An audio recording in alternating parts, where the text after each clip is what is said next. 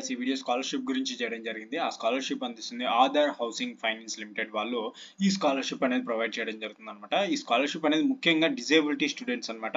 ఎవరైతే India wide disability students ఉన్నారో అటువంటి స్టూడెంట్స్ కనుక ప్రజెంట్ చదువుతుంటే అటువంటి స్టూడెంట్స్కి స్కాలర్షిప్ సెలెక్ట్ అయిన వాళ్ళకి స్కాలర్షిప్ అనేది ప్రొవైడ్ చేయడం జరుగుతుంది అనమాట. వాళ్ళ యొక్క career growth, education side, studies side, వాళ్ళ యొక్క ఉన్నత హయ్యర్ స్టడీస్కి వెళ్ళడం కోసం ఎంకరేజ్మెంట్ చేయడం కోసం ఈ యొక్క స్కాలర్షిప్ అనేది ఈ ఆధార్ హౌసింగ్ ఫైనాన్స్ లిమిటెడ్ వాళ్ళు స్పాన్సర్ చేయడం జరుగుతుంది అనమాట. ఇక వీళ్ళు ఆధార్ కుశల్ స్కాలర్షిప్ ప్రోగ్రామ్ ద్వారా ఈ ఎవరైతే యూత్ చదువుకుంటున్నారో వాళ్ళు ప్రజెంట్ డిజేబిలిటీస్గా ఉండి చదువుకుంటుంటే అటువంటి స్టూడెంట్స్కి వీళ్ళు స్కాలర్షిప్ అనేది ప్రొవైడ్ చేయడం జరుగుతుంది అనమాట.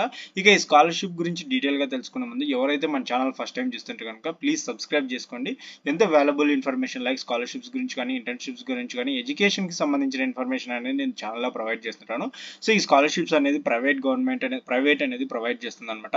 సో సెలెక్ట్ అయిన వాళ్ళకి స్కాలర్షిప్ అమౌంట్ అనేది డైరెక్ట్గా మీ యొక్క బ్యాంక్లోకి లేదంటే వాళ్ళు మీకు ఇన్ఫార్మ్ చేస్తారనమాట. చెక్ ఇస్తారా లేకుంటే బ్యాంక్లోకి డెబిట్ చేస్తారా అనేది వాళ్ళు ఇన్ఫార్మ్ చేస్తారు. ఎటువంటి ఫేక్ అయితే ఉండదు. ఒకవేళ మీకు డౌట్ ఉంటే అక్కడ మెయిల్ ఐడీస్ అన్నీ ఉంటాయి, మీరు వెళ్ళి వెరిఫై చేసుకోవచ్చు.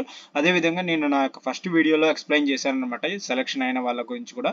సో నా వీడియో కూడా ఉంది, అందులో నేను సెలెక్ట్ అయినప్పుడు కూడా నాకు వచ్చిన డీటెయిల్స్ నేను పెట్టాను, ఒకసారి మీరు వాచ్ చేయండి. ఓకేనా. ఇక డీటెయిల్స్లోకి వెళ్తే ఇక ముందు ఎలిజిబిలిటీస్ కంటే ముందు డెడ్ లైన్ కనుక చూసుకుంటే 23rd July 2024 ఈ యొక్క స్కాలర్షిప్ డెడ్ లైన్ అనేది క్లోజ్ అవ్వడం జరుగుతుంది అనమాట. అప్లికేషన్ ఎవరైనా అప్లై చేసుకున్నారంటే అంతకంటే ముందే అప్లై చేసుకోండి. ఓకేనా.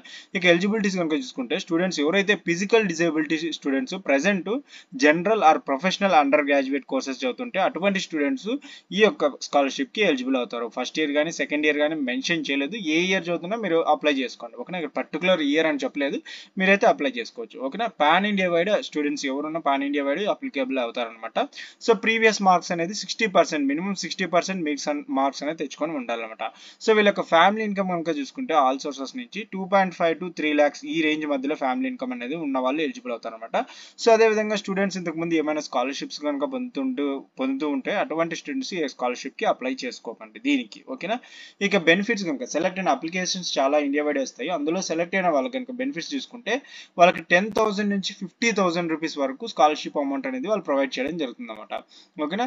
ఇక రిక్వైర్డ్ డాక్యుమెంట్స్ కనుక చూసుకుంటే అప్లికేషన్ ఫోటోగ్రాఫ్, స్టూడెంట్ యొక్క ఫోటోగ్రాఫ్ అప్లోడ్ చేయాల్సి ఉంటుంది డాక్యుమెంటేషన్ లో. ఇక స్టూడెంట్ యొక్క ఆధార్ కార్డ్ అనేది అప్లోడ్ చేయాల్సి ఉంటుంది. Proof of current enrolment in under యూజీలో మీరు జనరల్ అంటే ఏమొస్తాయి, డిగ్రీ వస్తాయి, ప్రొఫెషనల్ అంటే బీటెక్, ఇటువంటివి అన్నీ ఉంటాయి. అండర్ గ్రాడ్యుయేటింగ్ కింద చదువుతున్న యూజీ కోర్సెస్ అన్ని మీరు ఏదో ఒకటి అప్లోడ్ చేయండి. ఓకేనా. కరెంట్ అకాడమిక్ సంబంధించి డీటెయిల్స్ అనమాట proof.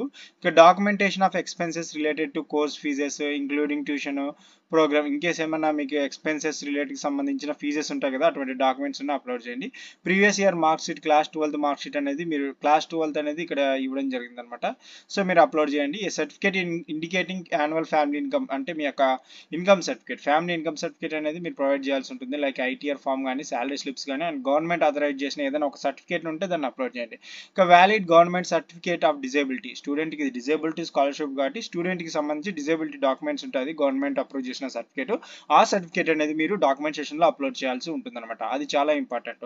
Declaration from the applicant family or institution confirming that the student is not currently availing any other scholarship. అంటే ఇక్కడ ఏంటంటే స్టూడెంట్ ఇంకో ఏరే స్కాలర్షిప్ ఏది తీసుకుంటున్నట్లు వాళ్ళు ఒక డిక్లరేషన్ అనేది ఇవ్వాలన్నమాట. కాలేజ్ వాళ్ళు కానీ లేదంటే ఫ్యామిలీ మెంబర్స్లో ఎవరైనా కానీ అప్లికెంట్ కానీ అనమాట. డిక్లరేషన్ ఇన్ కేస్ మీరు ఏదైనా స్కాలర్షిప్ తీసుకుంటే అంటే నాట్ ఎలిజిబుల్, మీరు ఏది స్కాలర్షిప్ తీసుకోలేదు అన్నట్లు ఒక డాక్యుమెంటేషన్ ఫామ్ లో వాళ్ళ యొక్క సిగ్నేచర్ అనేది పెడితే బాగుంటుంది అనమాట. ముఖ్యంగా ఇన్స్టిట్యూషన్ నుంచి పెడితే ఇంకా మంచిది. ఓకేనా. ఇది స్కాలర్షిప్ యొక్క అప్లై ప్రాసెస్ అనమాట. మీరు ఈ విధంగా అప్లై చేసుకోవచ్చు. ఓకేనా. ఇక్కడ మీరు కనుక సెలెక్ట్ అయితే అప్లై నా మీద క్లిక్ చేసి డాక్యుమెంటేషన్ ఫిల్ చేయండి. ఓకేనా. ఇక సెలెక్ట్ అయిన వాళ్ళకి అమౌంట్ కనుక చూసుకుంటే మీ యొక్క రేంజ్ బట్టి వాళ్ళ అమౌంట్ అనేది ఇక్కడ ప్రొవైడ్ చేయడం జరుగుతుంది. 10,000 నుంచి 50,000 వరకు వీళ్ళు స్కాలర్షిప్ అమౌంట్ అనేది ప్రొవైడ్ చేయడం జరుగుతుంది అనమాట. ఓకేనా. ఇక ఇన్ కేస్ మీకు ఏమైనా క్వారీస్ ఏమైనా ఉంటే కనుక వీళ్ళు ఇక్కడ ల్యాండ్లైన్ నెంబర్ ఇచ్చారు. Monday to Friday 10 AM to 6 PM వీళ్ళు అవైలబుల్ గా ఉంటారు, మీరు కాల్ చేయొచ్చు. ఓకేనా. అదేవిధంగా మెయిల్ ఐడి కూడా ప్రొవైడ్ చేశారు, మీరు మెయిల్ కూడా వీళ్ళకి చేయొచ్చు అనమాట. ఓకేనా. ఇది Aadhaar Kushal scholarship programme for youth with disabilities అనమాట.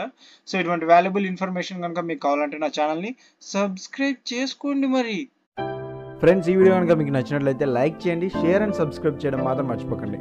Thanks to my viewers and subscribers. Thanking you.